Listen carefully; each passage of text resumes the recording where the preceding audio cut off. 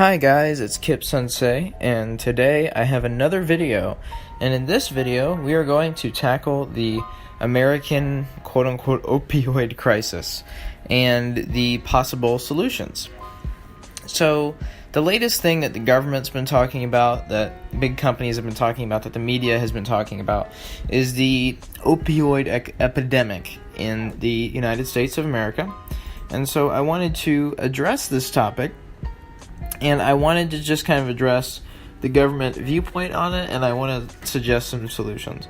So, one fact that is the reality is that the United States of America consumes 80% of the world's opioids, even though we make up 4.6% of the planet's population. Now, the government finds this to be a problem, and they're constantly trying to find ways to stop the opioid epidemic. This is on both sides of the aisle. They're trying to, well, how can we prevent people from getting addicted to prescription opioids? Now, opioids are primarily prescribed as painkillers. However, they are highly addictive, and people can take them, get addicted, and start taking harder street drugs even. But they can get addicted to these opioids, and it messes with their cognitive health, their physical health. It has all kinds of ramifications and problems. Now, a lot of us look at this and go, well, marijuana is currently illegal. However, it's much less harmful than opioids.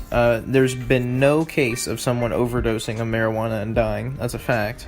Marijuana is far safer, and yet it's still illegal. And the government doesn't seem to be really, most people in government aren't really putting that option on the table. Trump has not been putting that option on the table, especially, of legalizing marijuana as a painkiller. And marijuana is a highly effective painkiller, and it's much less damaging, and it's far less addictive. But because of the fact that it's a Schedule I drug and made illegal by government, we are unable to use it as a way to fight the opioid crisis.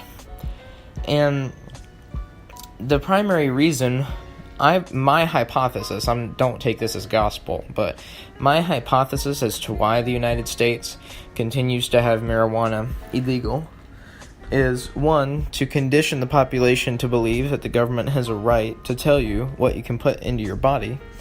And number two, it's the fact that having marijuana illegal creates the drug cartels, and the drug cartels keep Mexico destabilized. You have to remember that politics, governments, it's all a big game. It's a geopolitical economic game with countries trying to compete with one another. And if Mexico remains unstable and has cartels ruining the country, that means that Mexico will be unable to compete with us in a lot of areas. Compete with, our trade and things like that. They do have factories set up, but those are set up by American companies. Things like entrepreneurship and whatnot are very difficult to pursue in Mexico. So I believe that the government wants to keep it that way to stifle the Mexican government's ability to innovate. Excuse me, not the Mexican government, the Mexican people, but also stifle the power of the government. So I really do believe that's why these drugs are kept illegal. And like I said, I think it's conditioning of the population. I think it's conditioning you that the government knows what you can and can't put in your body, and that they have the authority to tell you, and they have the right to throw you in jail if you disobey. And I just want to say it would be such a simple solution. I'm going to put some statistics in the description that talk about this issue. I want to keep it a brief video, but I'm going to put some sources in the description that talk about marijuana and anecdotes about it and its use as a painkiller. And we really need to start pushing for, because obviously we can't make Ancapistan happen overnight, but we definitely need to be pushing for the government to release nonviolent drug offenders and take marijuana off Schedule I and allow people to purchase it freely. So that basically concludes the video. This isn't a super in-depth analysis, but I just wanted to bring an issue up, and I wanted to bring up just, all these politicians and government people trying to bring up solutions to the opioid problem when a solution exists right in front of their face, and they won't do it because of power games, is, in my view, the why it is. But anyways, that's about all, and thank you for watching.